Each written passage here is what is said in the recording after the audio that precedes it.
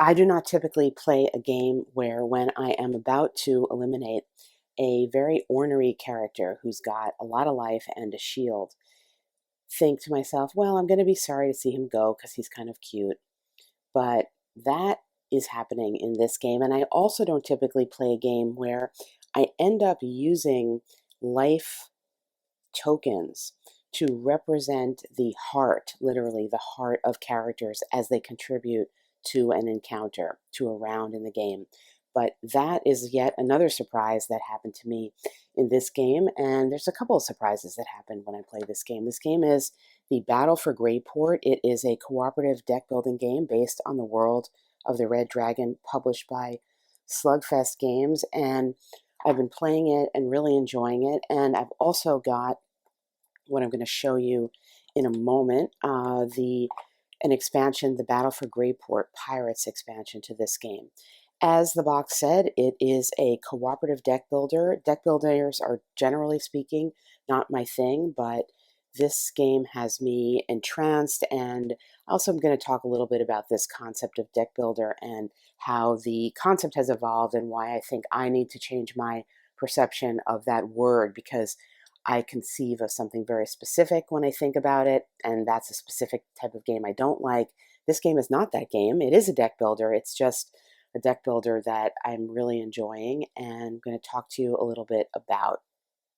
We're looking at the end game of the introductory scenario, and what happened at the very end of this game was that this lowly soldier wielding this elven bow was able to take out the last remaining monster that was attacking our party and the city, this ogre with his 14 health points. He had some damage already, and after a whole complicated scenario where there were 4 main heroes and a whole bunch of other enlisted heroes helping to protect the city, the Red Dragon Inn, as well as the 4 members of the party, what happened after all of that was that this lowly soldier was able to deploy the elven bow and ping the ogre and take him out. And this feeling of cooperation and collaboration among the 4 heroes that I was playing, and then the other heroes that they enlisted in their service, the reinforcements that came in,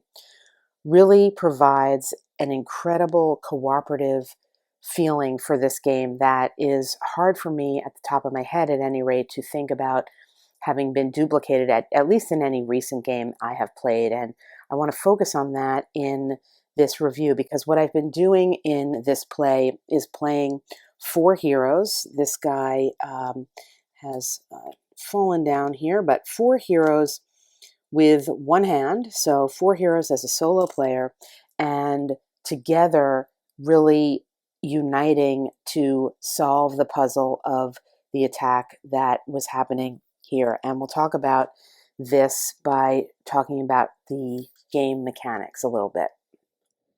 And this is a deck builder, and this soldier is one of the types of cards that you get at the very beginning of the game, your base card, the kind of literally toss away cards, because there are certain cards as you build up in strength that allow you to thin your deck, and typically this type of soldier would be one that you might get rid of. But because of the nature of the mechanics of this game, it does allow these cards to come into big significance, because ultimately they can play important weapons, they can contribute even just minor hit points across the board for the active monsters, because baked into this game is cooperation among the players. And this is just one of the things that allows this game, I think, to rise above other games in this genre where it feels like turns are just wasted when you're waiting and waiting and waiting to get to better cards. It feels that way maybe the very first round of this game, but once you start buying cards off of the reinforcements deck, you can either get items or you could get people who are reinforcements, and here we're looking at an item. This is from the Pirates expansion, I believe. You pretty quickly get to a place where you have more abilities and more options with your cards. And as I said, there is utility to your lower cards because they can ultimately help carry the weapons. And one of the nice things about this game is that you can't just play a weapon. You have to play a weapon with somebody using it. And there are restrictions such that a physical weapon can only be used by a physical character. In this case, that means red and red. And a magical item can only be used by a magical character. So for example, this soldier could not deploy the Wand of Flame because the Wand of Flame is a magical item. But we could get a reinforcement such as this Holy Templar who could deploy this weapon. And in that respect, the percentage of cards that seem fairly useless, I would say, for a deck builder like this is lower than in many such deck builders that I've played, where it does feel, as I said, like a giveaway. And for that reason, while it is a deck builder and while there is a tableau of 8 different cards divided between items and characters that you can bring in as reinforcements and indeed are mandated to purchase during the course of the game, that does not feel like the focus of the game, nor does it feel like the cards you are dealt with initially are just filling space. During the course of encounters, your character will be leveling up. Each character has 3 different levels, and most encounters, or all encounters, I think, have 3 different tiers to them, such that as you move through the encounter, you get to use your higher level card. And we'll just take a look here. One example with Deirdre the Priestess. On her level 1, she's rolling a yellow die for her damage, and a yellow die, these are custom dice, so a yellow die goes up to 4 only, with a bias toward 2 and 3 as a roll. And she, when played, will allow a player, including herself, to draw a card. And cards are at a premium in this type of game because they are obviously your actions, and your abilities are coming strictly from the card. So that's her level 1 card.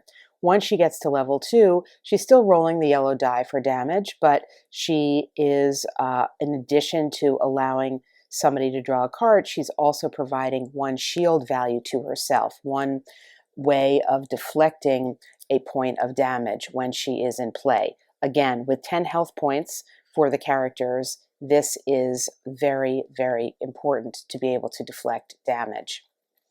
And finally, at level 3, this is actually a white die. And I will say that the only ding I have really on the design of the game is it's a little difficult to see the difference between the yellow and the white die, even in bright sunlight and possibly on this video. The white die is a standard D6, so the higher values are possible in the roll there. And here again, she's still getting the 1 shield. She's still giving somebody the opportunity to draw a card, but she is also herself allowed this dual wield. And what that means is she is able to fight using 2 different items at the same time, whereas typically she would only be allowed to use 1.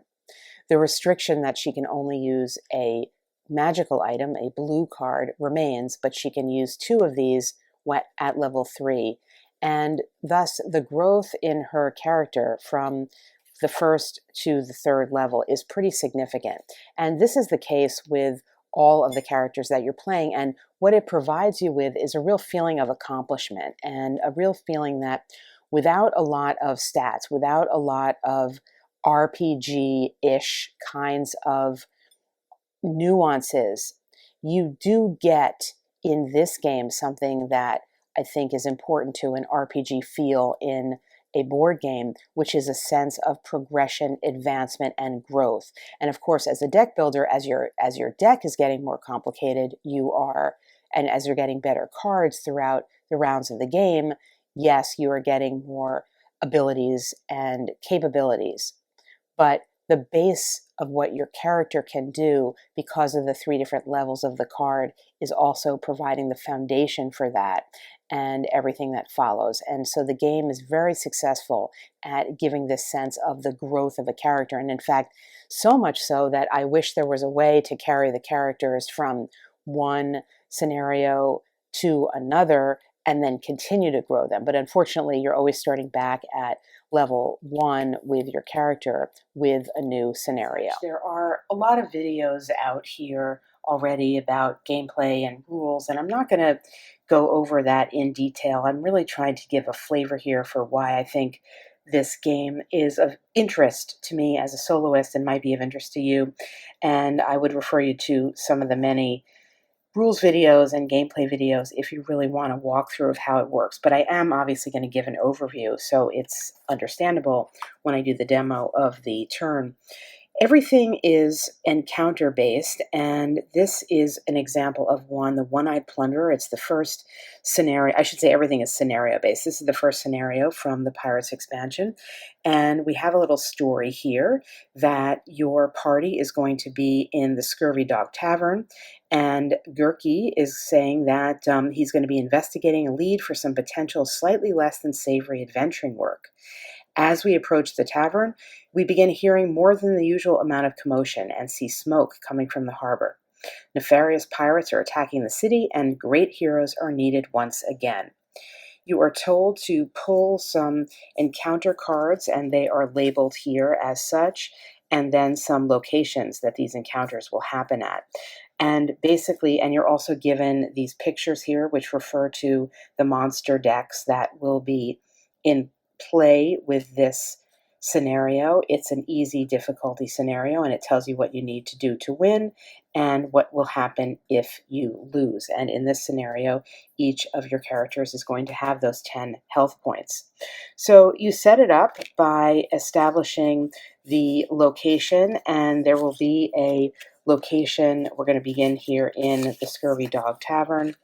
You will have the location being attacked by a certain amount of monsters, and your party is going to be attacked by a certain amount of monsters. And what that amount is will be dictated on these cards, and it will scale up with the number of player heroes that you are. And I'm going to be running 4 players here. So this will explain to us how many points of monsters we have attacking the location, what their health is, and how many points of monsters we will have attacking each of us. It will also explain what happens if we lose the location. So in this sense, we are told to set it up like this, and our benefit is we'll get to draw 2 cards if we save the Scurvy Dog Tavern. But if we lose the tavern to the monsters that are attacking it, we lose a health point. And again, in this game, health points are absolutely at a premium. You're really basically starting with 10, and you can choose an added variant that came out after the game was originally published, whereby in between encounters of your scenario, you can elect to regain and heal a certain number of health points. 2 is the number that's suggested for kind of regular play. If you choose to heal none of them, you are playing on the expert danger mode. So losing a health point is important to try to avoid, and thus you are motivated to save this location. However, everybody is going to also be facing a couple of monsters. So it's a familiar kind of setup if you've played any kind of game like a Lord of the Rings card game, Sentinels of the Multiverse, any card game where you have monsters engaged with you and then monsters engaged with the location. That part's fairly standard. What is slightly different here, and I think what really makes the game sing for the soloist, is the nature of how the rounds work, what a round is and what a turn is. And for me to explain this to you, I'm actually going to do something I haven't done before in a video, which is to do a very basic drawing to explain what is going on, because I think that's the easiest way to understand it. So in the game, let's say we have 4 players, and these are our players: player 1, player 2, player 3, and player 4. When the round starts, somebody gets the first player marker. In this case, it's player 1. Every player has monsters that are set up on the table facing them, and indeed the location is going to be in play with monsters facing it. However, the only monsters that can be actively attacked are the monsters facing the player with this active player token. So there are going to be monsters here. and there are going to be monsters everywhere, actually. But nothing can happen to try to attack these monsters for the most part in the round where this player one has the round token. However, each other player can contribute to saving player number one from the monsters here during that first round of the game. So as long as the active monsters are in play, and as long as the other players have not maxed out the actions they can take in a round, they can use their characters to try to attack these monsters. When the round is over, this token then moves over to player two. And as such, the monsters in front of player two are the ones that can be attacked by anybody and try to diminish them, and so on. You can only directly attack the monsters who are attacking the location if you have either gotten rid of the monsters in front of you, or you use this ability that says taunt right here to pull a monster from the location, or really from another character either, to you, and then place that monster in the active or as an active monster. What this can look like by the time we get to the round with the fourth player, for example, is that perhaps one of the monsters who is engaged with the first character may already be killed. The monsters engaged with the second character may be wounded. Perhaps one of the monsters with the third is already wounded as well. And now everybody is going to focus their attention on dealing with the monsters here. However, the key is to manage your cards, because you cannot always replenish your cards every time there's a new round. You can only replenish your cards at the end of the round where you are the active player.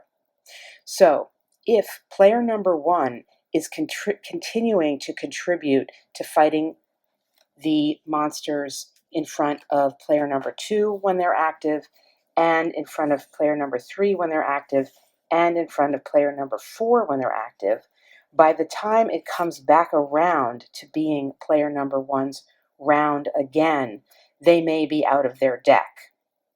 The only time, again, you can build back up and refresh is at the end of your particular round. And let's take a look here at the order here. So during a round, what you're allowed to do, it says any player can take any of these actions in any order. You can play a hero, play an item, fight an active monster, or a location monster if there are no active monsters. And again, the active monster is only the monster or monsters that are engaged with the player holding that token. And the defending player, who is the one with the token, may taunt a monster over to them from anywhere else. When the round ends, you assess your damage, you assess the damage to the location, and then in the cleanup part of it, this is what's key.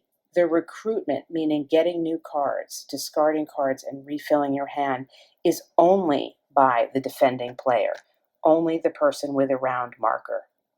So if player number two is helping out player number one by playing a lot of cards, when this round is over and the round marker is coming to player number two, while player number one has been able to refill their hand, player number two has not. And player number two will begin their round diminished. That can be okay, and many times we'll see that happens.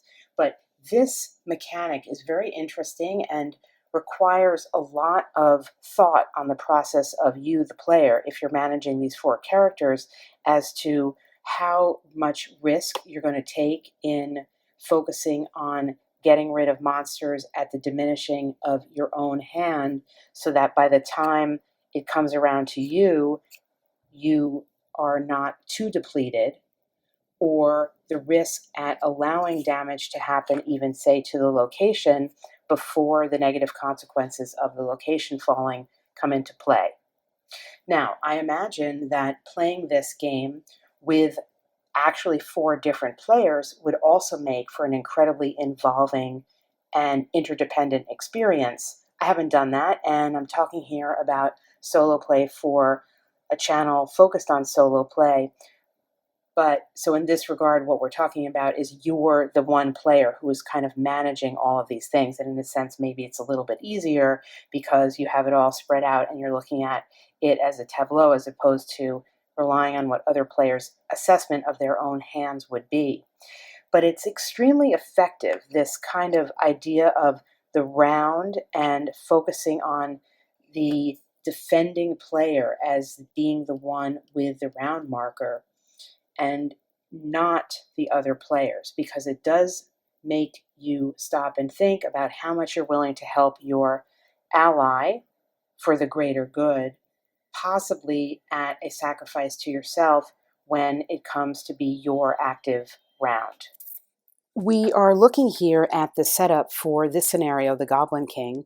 This is an easy scenario, and I'm going to be showing you one or two turns at the beginning of the scenario and then one or two, or maybe just one turn at the very end of the scenario. So you can see how during the course of the three encounters that we will have here, the characters change and there really is an immersive kind of storyline that develops with the characters. So we have the little description. Torgal Snarf Dunkledon, the self-proclaimed Goblin King, is known for having more ambition than sense. He has decided to lead an attack on Greyport, and he's hired the fearsome General Drog as his personal bodyguard. It's up to you to stop them. So the first thing that you are doing, your first location is going to be the Dwarven Ruins, and you will be dealing with the encounter Hail to the King there. And you have an instruction card that gives you a bunch of information, which I will go over in some detail, not a huge amount of detail. But what I mostly want to point out is the layout here so we can understand what's going on. We are located in the Dwarven Ruins, and per the setup instructions, this location has a health of 7. If the location falls and it is attacked currently by some feckless fighters, a peon, I'll give you a close look at some of this art. It's pretty cute, for at least for the goblins. The art is, I think, well done throughout, but it is inconsistent in terms of its theme. So the goblins are pretty cute, whereas some of the other characters are fairly mean depicted. Here's an example of the brutes and another example of the brutes. We will be facing brutes later on in this scenario. So the Dwarven Ruins are attacked under siege by all of these enemies, and the rules for determining how many are really not necessary for this video. You can watch other videos if you want a rules overview. But that is something that you need to prevent against, because there is a negative consequence for having the location fall. And in this case, in this case, it says there's no penalty. So this is an easy scenario. Initially, there's no penalty for that. But as we move through, there will be a penalty for having the location fall. And we have 4 characters that we are playing to try to defend against the attacks. And they are our level 1 versions of Zot the Wizard. And we can see his special benefit here, which is Splash 2, and that basically means if he is attacking an enemy, he can deal 2 damage to the person he's not attacking every time he goes. We have Gurky the Sneak, and he has an ability to deal 2 damage to anybody, any enemy out on the board that he wants. We have Deirdre the Priestess. She has the ability to allow anyone, including herself, to draw a card. And finally, we have Fiona the Volatile, and she has the Cleave ability, which means that when she deals damage, she deals equal damage to 2 enemies at the same time. And we'll see all of this in action. In essence, what happens is, as I talked about earlier, the sort of key mechanic of the game that makes it really special as a co-op game is that the active player is represented by this token here that says Taunt. The active player and the active monsters are in front of the active player. These are the only monsters that can be attacked during a round. So, for example, Zot the Wizard is going to do his best to deal some damage here. Everybody else can chime in if they want to deal damage over here one time using whatever cards they have or items that they have. When all of that is completed, the round has ended. You can only attack monsters up in the location if you are free of monsters in front of yourself, or if you use this taunt token to taunt a monster over to you, making it active. You can also taunt monsters away from other characters. And as we'll see when I get into the play, this is really the heart of the game. It is managing the health of your characters. Everybody right now is starting out with 10 health. It is managing the health of the characters along the way, mitigating the damage, and also being aware of how much damage is going on to the location. Because usually there is a negative benefit for letting the location fall. Now, as I said, to my surprise here, there was no penalty for that here, but this is an easy scenario. On the other hand, we cannot get through this scenario until we clear the board of all of these enemies, and there are quite a few. This being a deck builder, you do have a tableau of cards that you can purchase during at certain moments in the game. At the end of every round, the active player can make a purchase using money.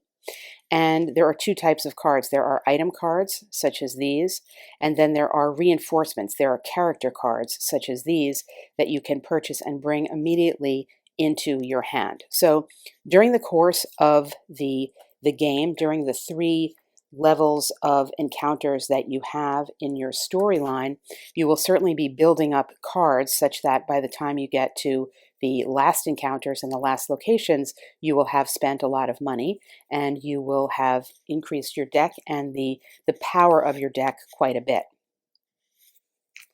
The only other point to mention before we get into just playing the game is that we note that cards are either red or blue.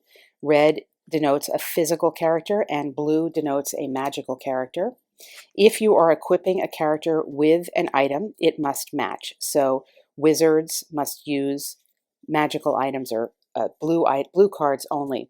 I believe there's one character who can use, at least one character I know that can use either a different one, but that states it clearly on the card. So you do need to watch out for that. Other than that, it's not very complicated, and we're going to get underway to show you how it actually plays. And actually, just one final point to make. You'll see that some of the cards are higher up than others. This is because some of the characters are ranged characters, which means you cannot attack them when there are other characters present in the encounter or sort of attached to that character. So if it's a ranged character, it's further back conceptually, and you must attack the characters that are closer first. And here with Zot the Wizard, we have this Fire Spitter, and he is a ranged character. He's got a health of 1, he's got a shield value of 1. Ultimately, he will do 1 damage, but we cannot deal with him at all until we get rid of this Frenzy Goblin. So to start the round, we know we need to attack this Frenzy Goblin. He's got a health value of 6. Ultimately, he will do 2 damage to us, but he has no shield value. And at the beginning stages of these encounters, it's pretty basic because your card of hands has a lot of the basic cards in them. These are soldier cards that are red physical cards that do 1 damage. And then you have your acolyte cards that are the magical counterparts to those. Each deck is unique with a couple of starting cards, and Zot the Wizard happens to have one of his is a short sword, which will also do 1 damage. So if you deployed for example, if the soldier was carrying the short sword, you would deal 2 damage. There would be no dice thrown at all. It would just be discard these cards to put 2 damage on. Now, as a reminder, Zot himself is a blue card, a magical character. So in this instance, he cannot wield any weapon. He cannot wield any weapon in his hand because the only weapon he has is this blue card, which he could not directly use. If I wanted to take my turn here using Zot the Wizard, I would be rolling a yellow die. And the yellow die, as a reminder, is one, they're all six-sided, but they do not all go 1 to 6. So the top value on a yellow die is 4, the most common value is 2, and then you've got a 1 and a 3. So Zot's basic attack would be the rolling of a yellow die, if I wanted to do that. And per the rules, we'll just take a quick look at this. During a round, each hero or each hero can be one hero can be played, an item can be played, we can fight an active monster or a location monster if there are no active monsters, and the defending player, which is us with a taunt marker, may use the round marker to taunt. We do not have to. But just because we are the current defending player, we don't actually have to use our main card. We could use something else in our hand. So for this purpose here at the very beginning of the game, I'm actually not going to use Zot the Wizard right now. I'm just going to do a guaranteed 2 damage to the Frenzy Goblin by discarding these 2 cards. So I'm going to attack with a shoulder with a short sword and do 2 damage to this goblin and indicate that using these damage markers here. As I mentioned at the beginning of the video, have to keep track of everything and to keep track of how the rounds are going because I've got 4 active characters. I'm using these health points to represent the defending player's taking his action. He will get this, and this will be removed at the end of the round, and his friends coming in to help are going to get these hearts once they have taken their actions. So you discard cards to take an action. I'm a little short on space here, so I'll be just discarding underneath my draw deck, and I know now there's nothing else that Zot can do. We don't need to go down in order, and indeed, as the game progresses, you will be certainly not running down in order because you have to manage very carefully what's going on.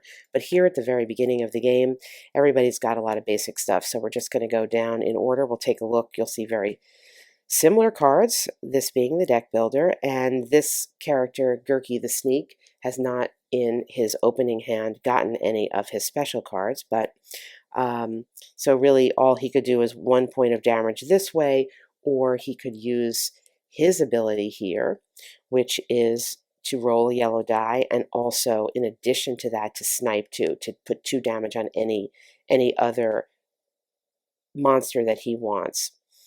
I'm going to simply use one of his cards. I think I'll choose one of the physical ones and have him do 1 damage onto the, again, as a reminder, he is doing damage not to the monsters in front of him.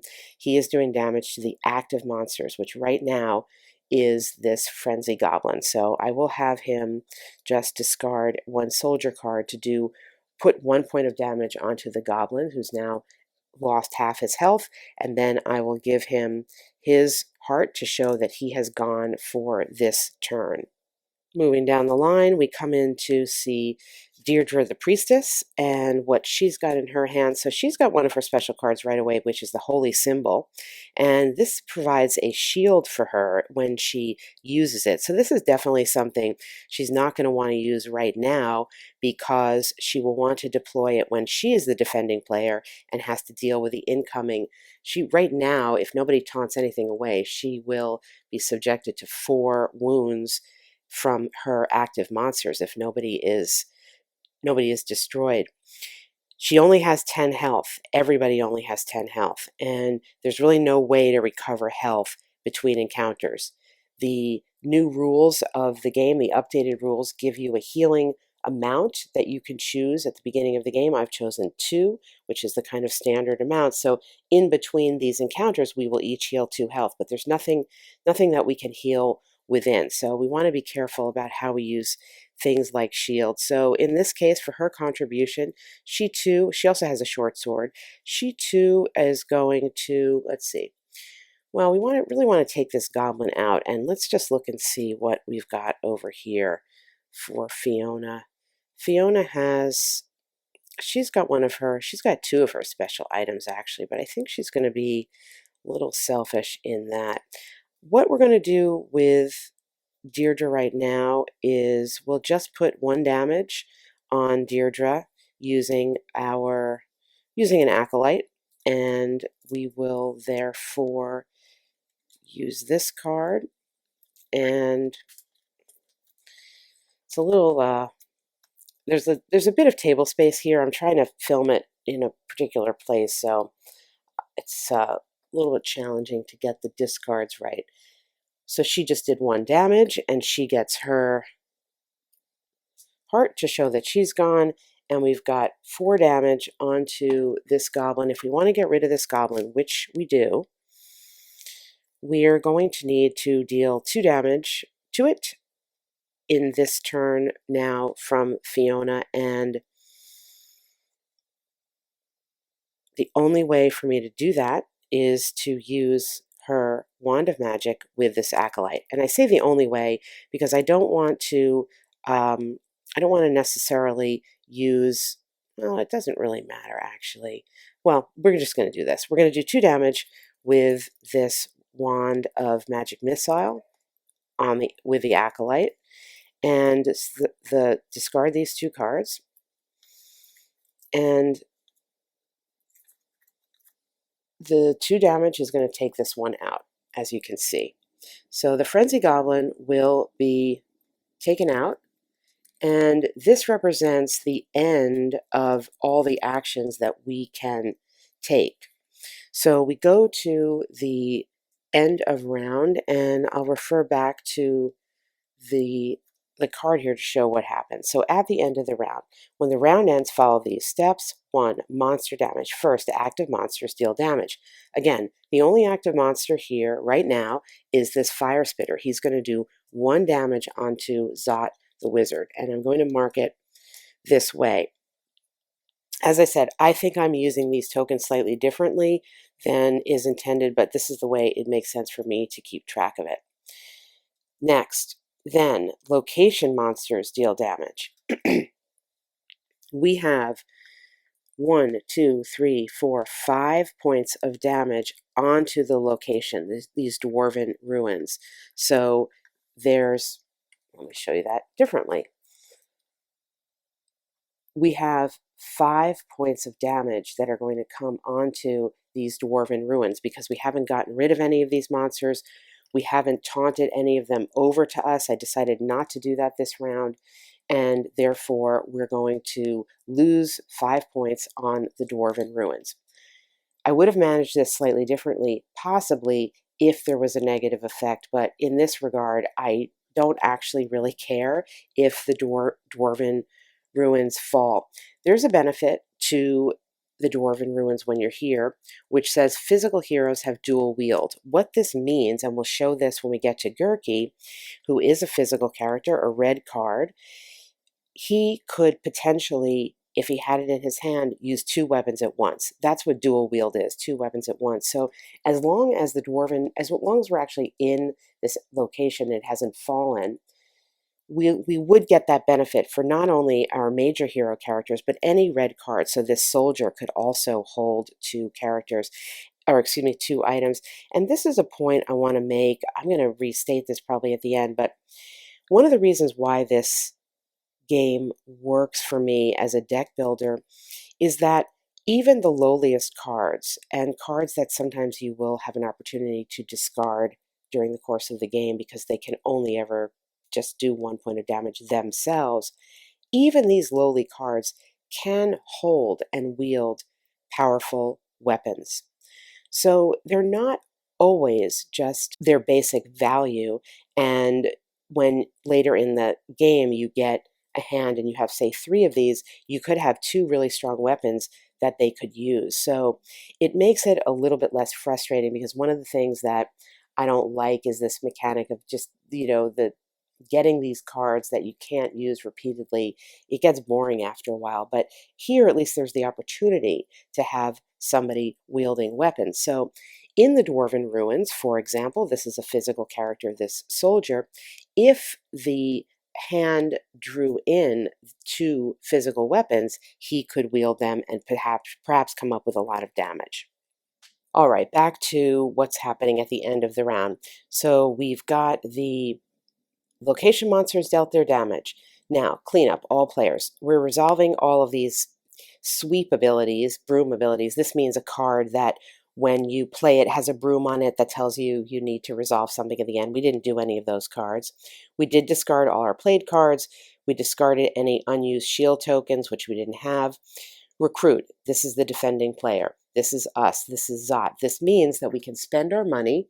Everybody has the same amount of money that they're given at the beginning of each encounter per the encounter rules. We've got 2 bronze and 2 silver. You must, if able, spend the money. And you can also spend down. So if you only had silver and there were bronze cards, you would be forced to purchase that bronze card. And the options for, we'll take a look at the options here. There are always 8 cards, 4 characters, and 4 options that you could buy. And just as a way of showing you some of what the cards are, we'll look through these. So here are some of the characters. This is the Water Mage we could purchase for a bronze. He lets you play an additional hero in your turn, and in addition, he also does a yellow die of damage. There's the Covert Operator for a silver. This will she'll offer us a shield and the ability to draw a card. That's really good. And then additionally, if we want, we can retire a card from our hand after the fight. So that would be retiring, one of these soldiers or acolytes that you might want to get rid of during the course of the game. The Sea Witch Doctor, she comes from the Pirates expansion that we're not using now, but we can use this character here nevertheless.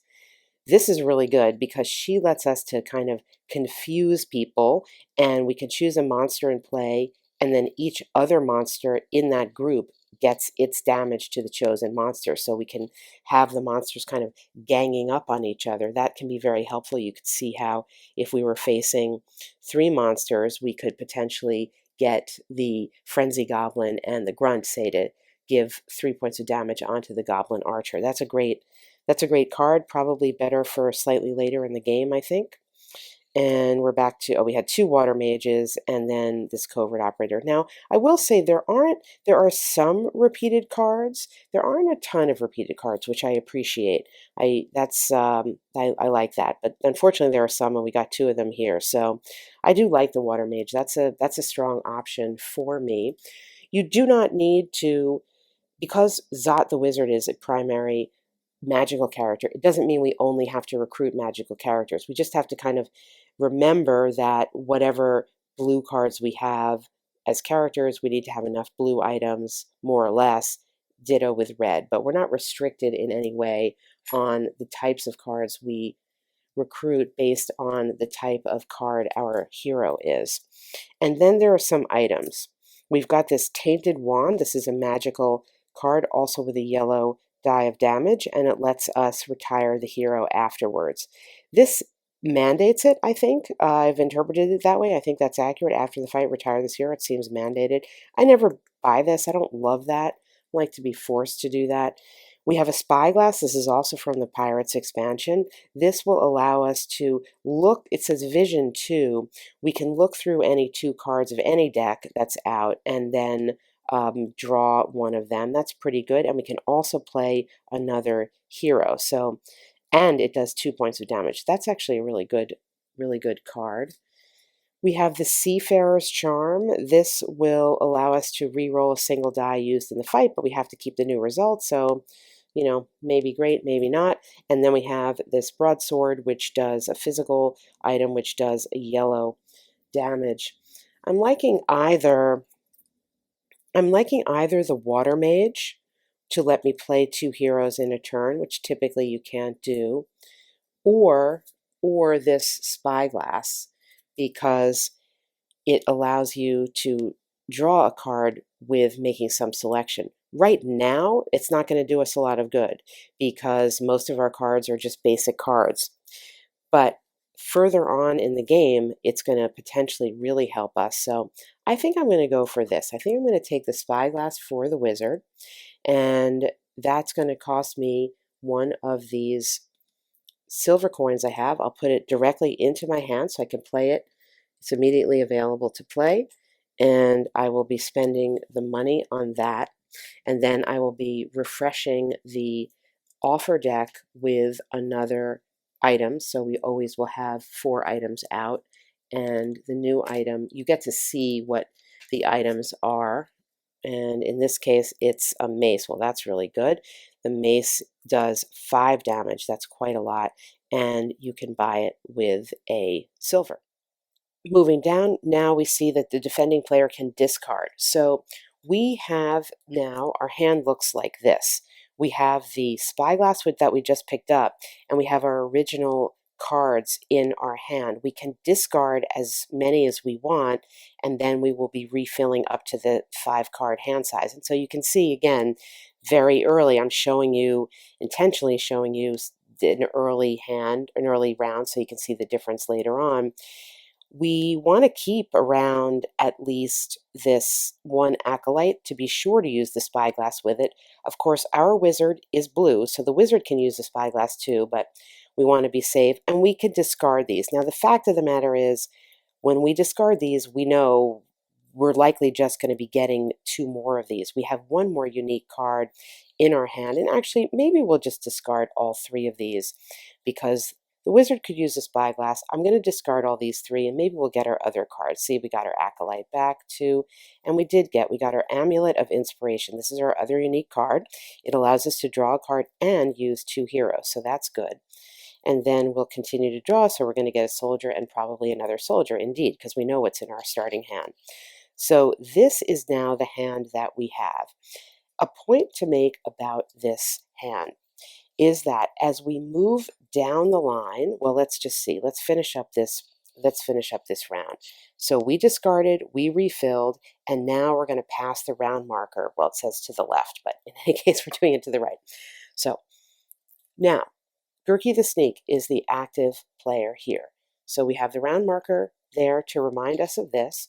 The active monsters now, the ones that will be doing the damage just to Gerky, are this peon and the Mad Bomber.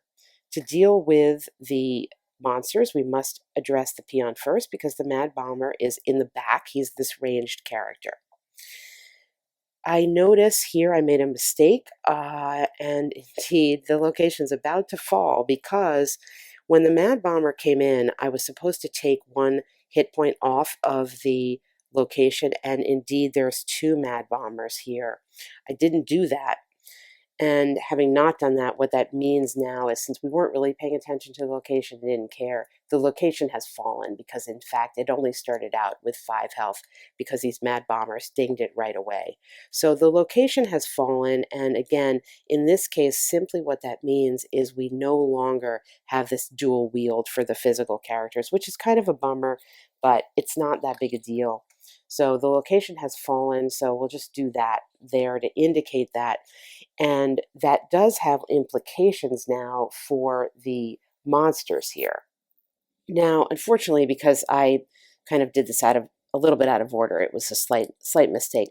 What happens when the location falls is that the monsters are dispersed among the party.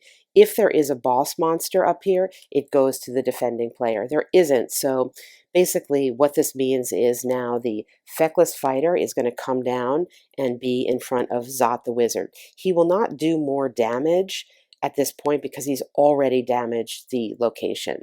So they're going to become active, but they're not going to be active when they come right down. So everybody is going to get, and I'll have to reorganize this, but everybody is going to get 1 monster here, and then it'll come. So now we've got a lot more to deal with directly each round, and that, I apologize for that mistake. I don't know that I would have played it so differently, but at least we corrected it before any further damage was done, so to speak. So indeed, now what has to happen is that the Gerky the Sneak is dealing with 2 peons and the Mad Bomber at range. So we'll organize it this way. And you can see now why, if we had paid more attention to the location and we were still actually defending the Dwarven ruins, having this dual wield would be quite helpful because it would mean that the physical characters could have 2 weapons as an opportunity, and they're really dealing with a lot. But he doesn't have it, so we're going to take a look and see the best that can happen here as I reorganize this a bit. So Geki is starting this with only 4 cards in his hand because you can only replenish your hand when you're the defending player. So as you contribute to defending for your friends, you will be using cards, but you cannot replenish them. And we will see how the implications of this as you move down the line. Geki's got 4 cards in his hand, nothing really going to help him. He's going to use his own ability, and when you do an attack, you're meant to turn the card sideways to indicate that you have used this ability because you may be using it on someone else's turn, and when it comes around to your turn, you've already expended your ability. So what he's going to do, he's going to use his ability, which allows him to roll this yellow die, and he needs to declare who he is attacking. And at this point, really, it doesn't matter. He can't get to the Mad Bomber. He's got to deal with, we'll just go for this peon right here, who's got the health of 6 and no shield. He rolls a 3, so he's going to do 3 damage onto this peon. That's pretty good. And additionally, he can do Snipe 2. And Snipe 2 means he can do 2 damage to anybody else here. And in that sense, I guess I technically maybe should have declared that before, but we're just going to go for the other peon right next door. So this is all that Geki can do right now in his turn. Well, I really should say in his portion of the round. So he has acted and he needs help. The goal here really is to realize that we've got 5 potential damage coming in, and we only have a health of 10 total. So it's important to get rid of as many of these as we possibly can. Here's an example of how the game sort of ratchets up pretty quickly. Zot, as you recall, picked up, well, first of all, he bought this spyglass, and he got his Amulet of Inspiration, which allows him to draw a card and play another hero. So he could elect to use all this stuff right now to help Gurki. But if he, I think I've been calling him Gurki. But when he does that, when it comes back around to his turn and he becomes the defending player, he will be left with whatever cards he has left after helping out all his friends. You don't replenish your hand until you're done being the defending player. So as you can see, potentially he could draw a card, play another hero, use the spyglass, do up to 3 damage. He could roll his yellow die and use the spyglass. He could do potentially a lot of stuff to Gurki's monsters, but whatever he plays is going to be out of his hand when it comes back around to him. Now he's only dealing with 3 potential damage coming in.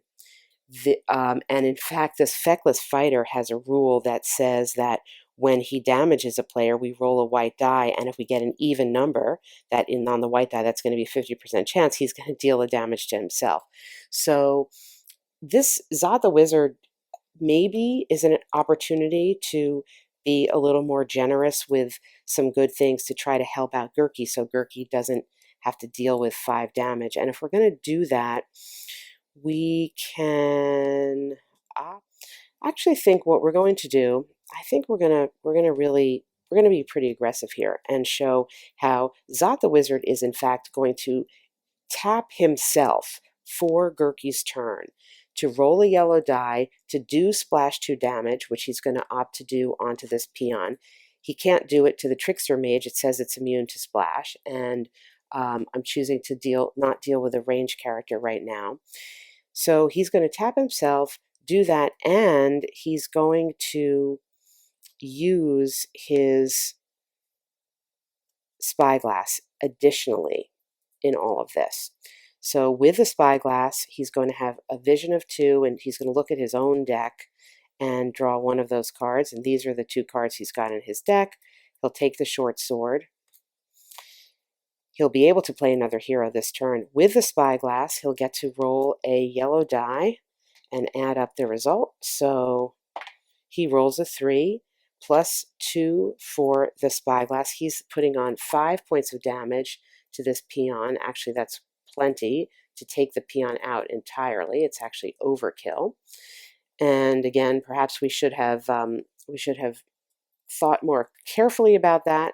To put the damage on elsewhere and spread it around and maybe get more done, but we didn't. We have to announce who you are attacking at the beginning, and I said I was doing the peon. So this peon is gone, and we still have the opportunity per his special ability to do splash 2 damage.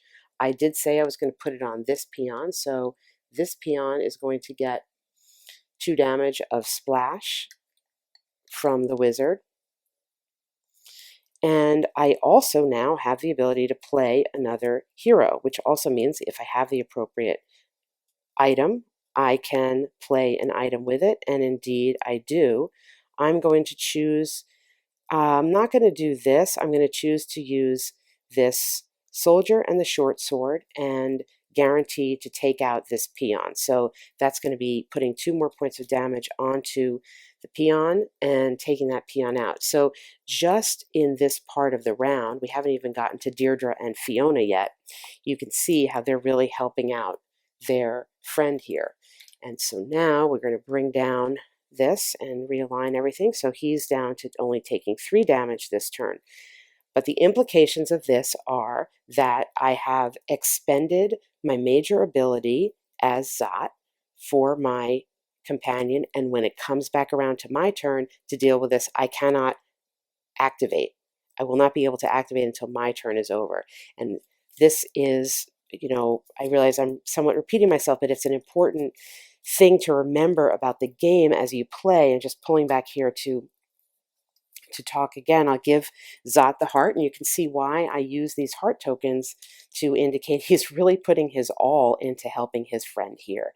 And this is a key thing about the game, playing it solo, co-op solo, where you're managing all these 4 characters, where it does really, as the game goes on, this is just the second round of the very first encounter, already we get this sense that Zot is putting himself forward and really putting himself out there and putting himself at risk for his friend. And it is, it elevates the game, I think, into the status of you really feel like you're managing a party. And already I feel like I was a little careless. We were sort of carousing around the Dwarven ruins. We weren't really taking it seriously, and look what happened to us. So moving on now. So Gurki has gone, and as he's the defending player, he gets this big heart to show that he's gone here. And in the rest of the round, we can have Deirdre and Fiona, if we so choose, chime in. Now, they have pretty limited hands, and this is where you have to kind of assess, can I even get rid of these? I can't get rid of anything else, but I can put some more damage on here. And in the interest of time, I'm going to do that off camera, but I think I showed you, at least initially to get going, how this game can really become involving with the interplay among the characters. Well, once again, I underestimated how long it would take me to get to this point. So we're not going to go through to the end of this scenario or even to this round. But I do want to show you a few turns later to show you exactly how things have developed. Right now, as you can see from the turn marker, the defending player is Fiona. Fiona is already used up, and indeed her hand, she doesn't even have any cards left in her hand because she spent the rest of the time trying to help other people out because there were so many enemies incoming. So she's dealing with 4 wounds here, and she is facing the siege engine, which is arranged, the mad bomber, and this feckless fighter who's got some wounds on him already. One of which, by the way, was self-inflicted last time. That was great. However, the total amount of damage she could obtain here is going to be 4, and she already has 4 wounds on her. So we really need to manage this and be careful about it. However, we see Deirdre's got 8 on her already, and Gurki the Sneak's got 3, 4, 5, 6, 7, and Zot the Wizard has just 5. I want to show you now how we can help Fiona out, even though as the defending player, she actually can't take any actions at all because, as mentioned, she's already tapped out and her hand is empty. The first thing we're going to do is this might seem odd, but we're going to taunt over a monster because we can't afford, Deirdre the Priestess only has 2 health left, and if we lose anybody before we get to the end we're done. So she's only got 2 health left, and what I want to do is taunt over somebody from there.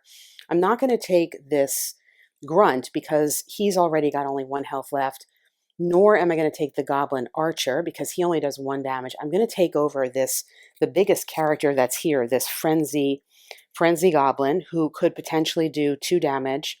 It's too dangerous. So I'm going to taunt him over to Fiona. And I'm going to put him here in the front because we still have this ranged character in the back. So we will have to deal with him before we do that. So we're going to take that action. And we are now going to use our friends here to help us out as much as we can. They are all refreshed, and because they've gone through and had their turns. So we're going to take a look at, I think we're going to start here with Gurky. Gurky's got some great options. He picked up this mace, which does 5 damage. That's terrific. He could use the soldier and the mace and do automatically 6 damage here. So he could just take out this frenzy goblin right away with these 2 cards. We might do that. And that's without even using his own ability. We could use his own ability and give him the mace. That would even potentially do more damage. Or we could give him or one of his soldiers this cloak and dagger. He's not the defending player, so he's going to get +1. So this will be a value of 2 plus the soldier is 3. That's not as much. I think I've just been playing this. We're basically doing the biggest move that I possibly can. So as the first thing I'm doing this round after the taunt, I'm going to take this mace and this soldier and put 6 wounds onto the frenzy goblin that's there and knock that frenzy goblin out. So that is going to be Gurky's turn. We'll get rid of the frenzy goblin and we will put our heart marker down to indicate that Gurky has helped out his friend.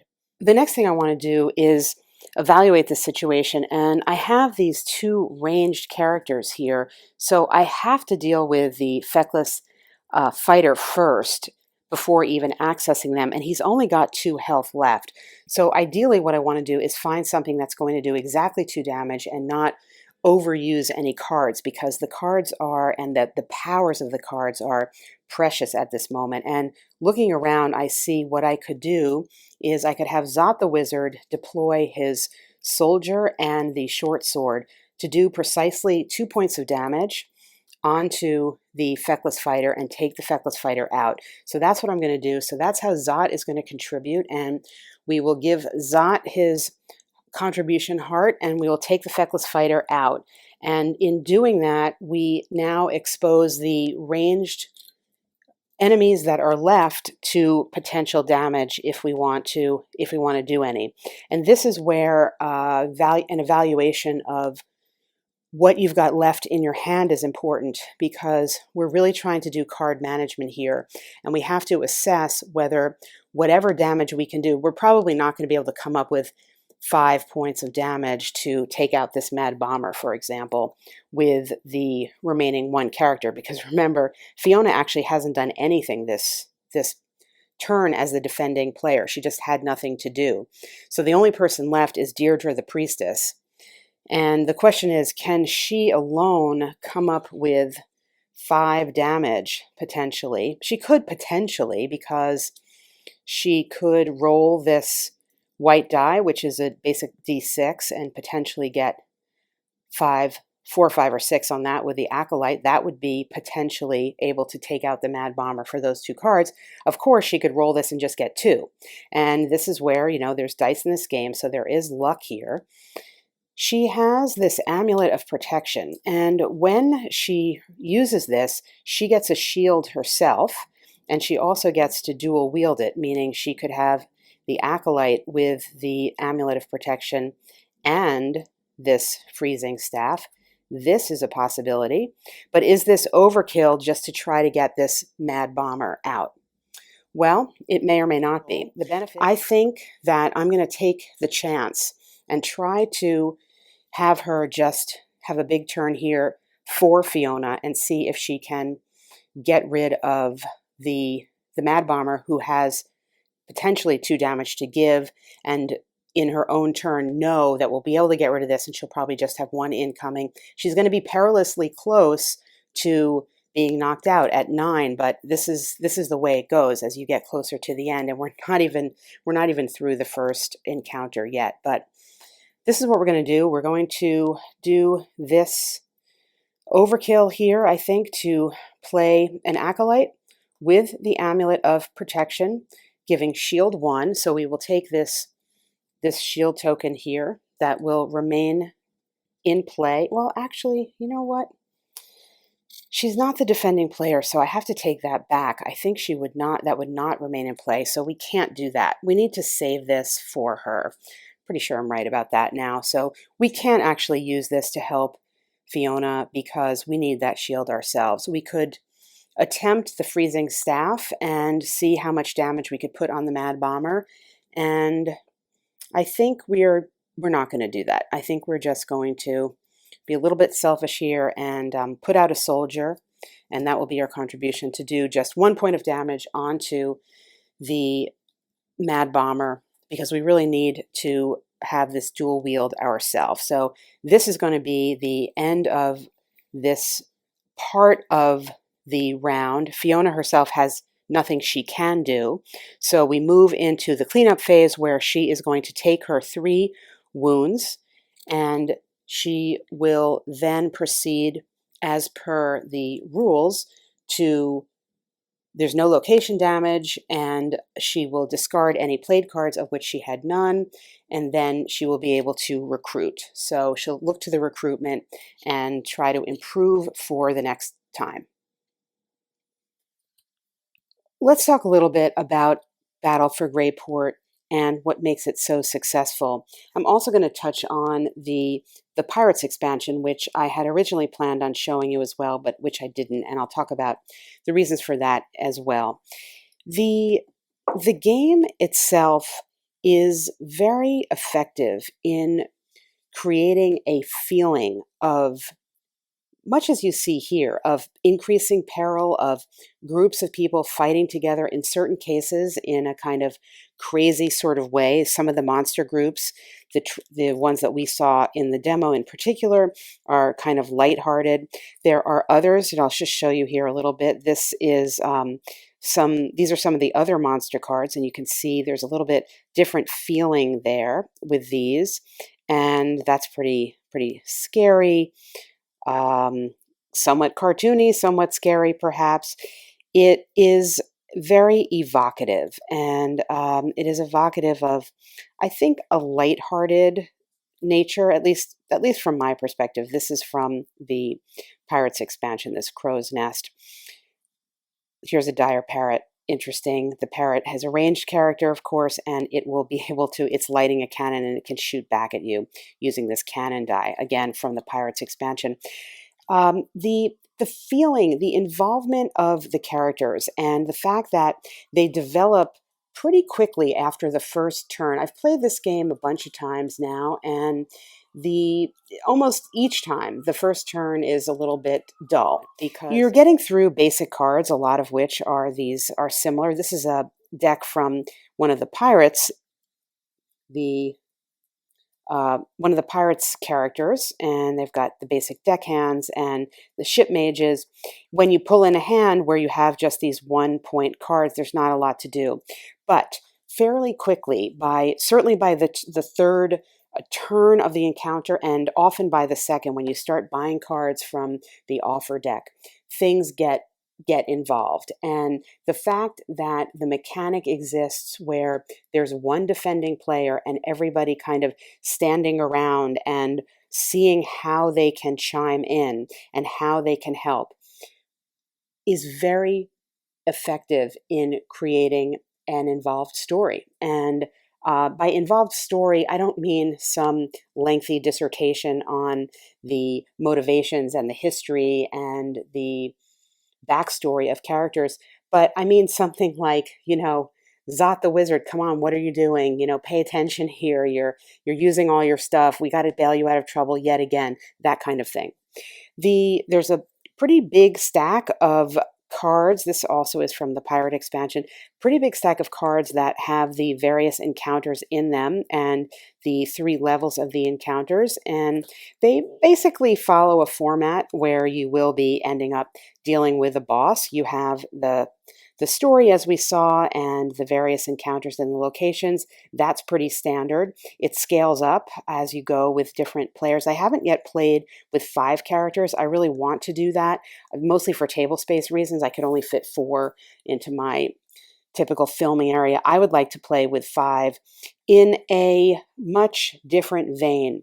This is similar to a recent video I did on Dark Venture where I was saying that this idea of playing like a solo co-op where you are running 4 characters, you could call it 4-handed, I suppose, where you're running these different characters in basically a co-op game. As the soloist, it presents a different set of challenges and it presents the game in a slightly different manner because you're looking at all the information. Now, of course, you could be sharing all this information with players, but it's very much more like a puzzle. You're looking at the hands and just trying to see where you can be most effective. You could say that perhaps that gets a little bit mathy, quote unquote, because you're trying to see where you can maximize the damage using a minimum amount of cards to take out a character. But because the mechanics here are so simple, because you have basically most characters, or most enemies I should say, have simply a health value and a damage value, and that's it. Now here's an exception, but it's a very easy to understand. When player taunts a zombie, that player uses 1 HP. Well, that makes thematic sense. But because this is a light game, this is a lighter game than many I treat on the channel. It's certainly a lighter game than Dark Venture, the one that I just mentioned before, because it's not fiddly. It's very, very basic.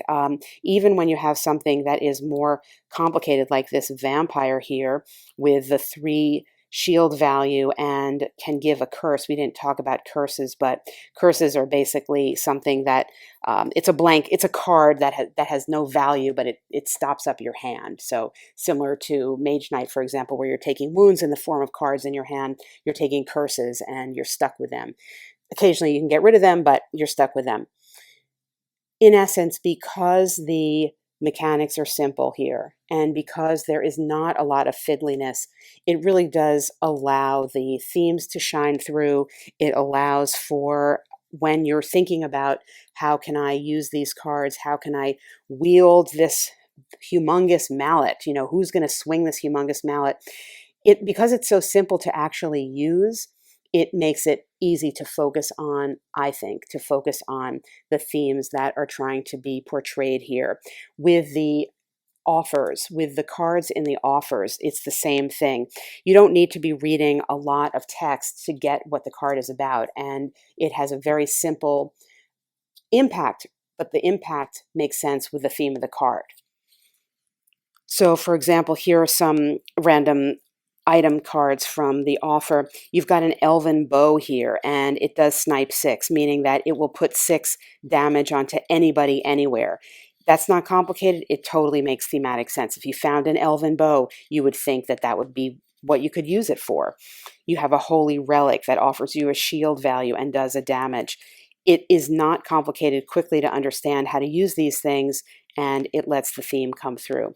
The circlet of focus, it allows you to retire a card if you want to after you use it. Here's a shield. Very basic, Talisman of Lightning. You get an extra hero and you get some splash damage. Very basic, but with the basic nature of it, it allows, well, sorry about that, ran out of space. What I was saying is that with the basic nature of it, it really allows a story and theme to develop quite effectively, and it is light, relatively light, not only in the mechanics, but also in the humor in it and in the lightness of that. The one point I want to make about the Pirates expansion is I didn't show it to you. I had planned to show it to you in the video. I felt from the encounters that I played in the Pirates expansion that it ratcheted up much too quickly, and it felt almost mathematically impossible to deal with the scenarios that I was trying to deal with, where there are, in addition, there basically the boss monsters are pirate ships, and there's pirate ships that come, and in certain scenarios they are bringing more and more monsters in. You have an additional rules in the game whereby there is something called a raid, and if somebody's doing a raid, it creates damage to everybody, even if they are not the defending player. And I played it a few times, and it became a little frustrating to me, and I didn't want to show a video that highlighted something that I think is a frustration with the game, at least as far as I had played it with the Pirates expansion. This could be because I'm not skilled enough at the game. I will definitely go back and try to do that, but even on the easy scenario in the Pirates box, I found after the first encounter, it ratcheted up so quickly, and the amount of damage I was expected to put onto a pirate ship and its captain seemed insurmountable to me. So that's one point I would make. I know that when the game was originally released, the original entry scenario that was meant to be quote unquote easy was sort of universally seen to be very difficult, such that rules were changed and the scenario itself was changed, and you get a new printed scenario for the first scenario for Battle for Greyport in the Pirates box. And also, if you go to their website, you can download the updated and easier introductory scenario. So there may have been some balance problems initially in this game that perhaps were not really addressed in the expansion, at least in my experience so far to play it. It felt that way. I will go back and continue to try to do that because I like the pirate theme. I think the pirate theme is really underutilized. I mean, there certainly are pirate games. I've done some pirate games too, at least I think, that come to mind on this channel. But overall, there could be, I think, even more pirate games. I like that theme a lot. I just didn't feel this balance was exactly where I wanted it to be. It's not a matter of winning or losing. If you watch my channel enough, you know I don't actually really care whether I win or lose a game, but it does feel frustrating when you don't feel that you even have an opportunity to do what is needed, just mathematically speaking. And that's a little bit how I felt with the Pirates. But overall, Battle for Greyport, I feel a great affinity to this game, even though I just started playing it. It gives a feeling of being in various places as we look through some of the locations here, and of defending these places against some pretty gnarly enemies. As we look here, this is a ghost ship that you can try to defend against, and a flying pirate ship, and a flying pirate, indeed. Something more typical, a hydra. It does give a feeling of a bunch of people banding together to try to work together to fend off whatever is happening. And that is ultimately the best I can say about something that's meant to be cooperative. It truly, truly feels cooperative. The deck building aspect of it, bringing in the cards, is very helpful. You don't feel like you have dead cards in your hand, as I mentioned, because every card is able to wield potentially a big item, and therefore they are useful and not just taking up space until you can get something better. So aside from the first turn of each round, or the first round of each encounter, I should say, the game does not feel like you have a bunch of cards that you're just trying to get through. So Battle for Greyport, I recommend it if you're interested in card games, adventure games, things that have like an RPG-ish feel. Even though there are no complicated stats, you definitely feel like some characters are more wily, some characters are more brawny, some characters are more sneaky. You get that feeling, and you get the feeling of an advancement of experience and an advancement of skill as you go through the encounters.